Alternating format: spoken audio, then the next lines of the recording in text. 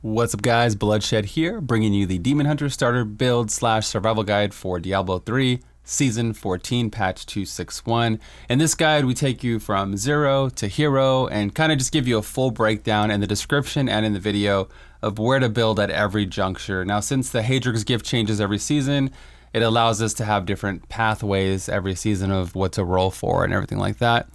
So first things first, learn about the challenge rift bag. I'm gonna put the top comment of the video is gonna have a link to the challenge rift video.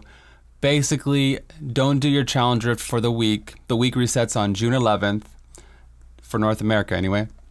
Don't do it until you make a seasonal character next season, then do the challenge rift and claim your bag on your seasonal character. Okay, that's basically the main strat. So we're gonna go into early game blood shard spendage with that challenge rift bag.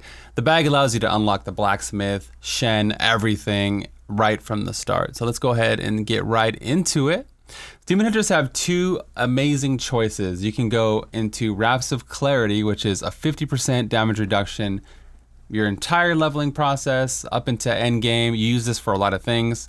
You can also cube it later just to get the max value. And if it's gonna be a level 16 item at level 1. So you can equip it at level 16 and as you're doing content, you'll have that extra reduction.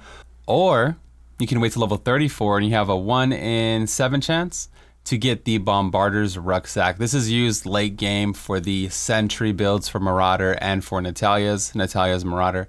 So it's up to you. Go for the safe damage reduction or go for the rucksack. You can also get a holy point shot, which is not bad. You can use it for the shadow set, or you can even use it for the Marauder set. So it's not a bad option. It allows Impale to throw out 3 knives instead of 1.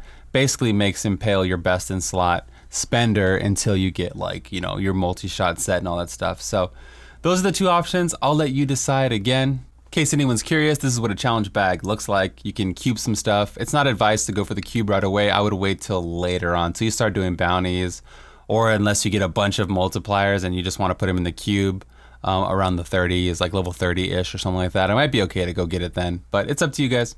All right, so you just ding 70 on a fresh Demon Hunter. You ran through the season journey. It's super easy to get your 4-piece. You just kind of go down the motions, go through the quests or whatever of your season journey, and you'll end up with 4 pieces. Let's go over the set. The 2-piece calls all the companions to your side, which is great. It synergizes with Zoe's secret. It gives you damage reduction for every companion you have. So we don't have that, so we're not going to use it. I just wanted to point that out. That's where a lot of survivability comes from. And the 4-piece, sentries deal 400% damage and cast Elemental Arrow, Chakram, Impale, so we talked about Holy Point Shot, Multi-Shot, and Cluster Arrow. So you have to use one of those, and your sentries are going to basically mimic what you do, and it's going to do a lot of damage, okay? So there's no enemy, so it didn't copy it there. And once you get the 6-piece, you deal your stupid amount of damage after that, okay? So the level 20 clear is super cake, super face roll. We have nothing beneficial in the cube. I'm using a mana core, but with multi-shot. I guess I can go over the build really quick. I use this build even for the 4 and 6-piece, okay? The reason why I'm using multi-shot, it covers a huge area, and your sentries copy that ability. It covers a huge area. It's a low-cost spender. It's only 18 hatred for 360 damage. You can use any spender. This build performs well. I prefer lightning multi-shot.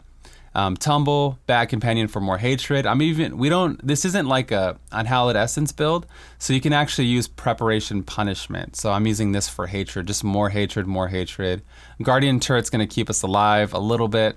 Thrill the Hunt, Cold the Weak for damage, Blood Vengeance for more resource. Remember, your first GR you do every season is going to be a powerful, and if you go kill Malthael for your bounties, you get Reaper's Wraps. That'll give you more resource. So you should perform better than I do. No Paragon was used in the making of this video. Let's go ahead and jump in. I kind of just cast like 1 sentry per pack, and that's usually enough. Sometimes 2. Don't want to get hit with that stuff. Yikes. At least it's not the most face roll. The mob type's a little savage, so it's better to do it with some hardship than just totally face roll everything.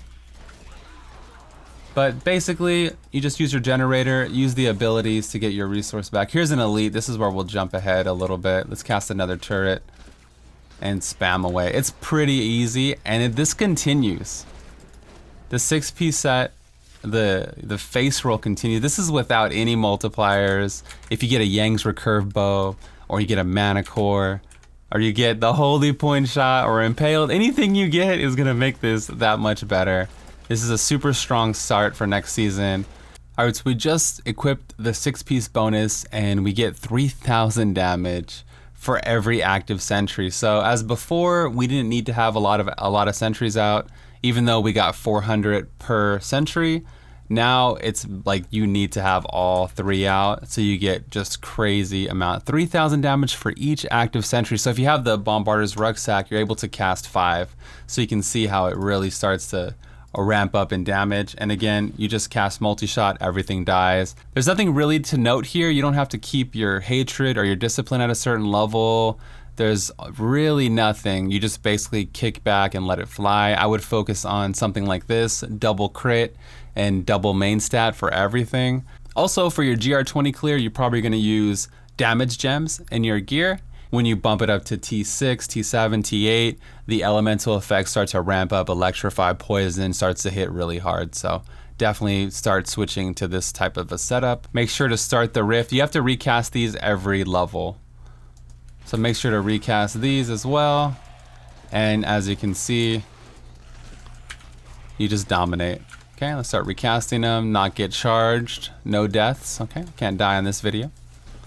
But you can see Demon Hunter has a really strong start, and like a lot of the builds, a common theme is once you start getting your multipliers rolling in, it really starts to ramp up. Everything kind of plays off each other. And you're good to go, man. Nice wave clear, a little ghetto multi-shot build. Don't charge me. Don't you charge me, bro. Okay. Alright, guys, you get it. This is pretty cake, man. It dominates Rift Guardians too because they get shot from every angle, and you can kind of set up beforehand as well. We're gonna have links to everything in the description, but after this, from the 6-piece, you're probably gonna wanna use this type of a setup until you start getting your multi-shot gear. You're gonna probably wanna build into a cold multi-shot or a fire multi-shot. Links will be in the description for those. A Marauder push build might be really good. I'm also going to include a full Marauder push build in the description so you guys can push early game with what you have. It does use a Hellcat. So if you wanted to roll a Hellcat, I didn't talk about it. If you want to roll Hellcat Waistguard at level 1, it's the only belt you can actually do it, and it would synergize with this setup. I just really like the rucksack, but definitely you can roll that. You can also make a all later on and roll it. Like you can make a level 1 Demon Hunter way later when you need them, and then roll for the Hellcat right there.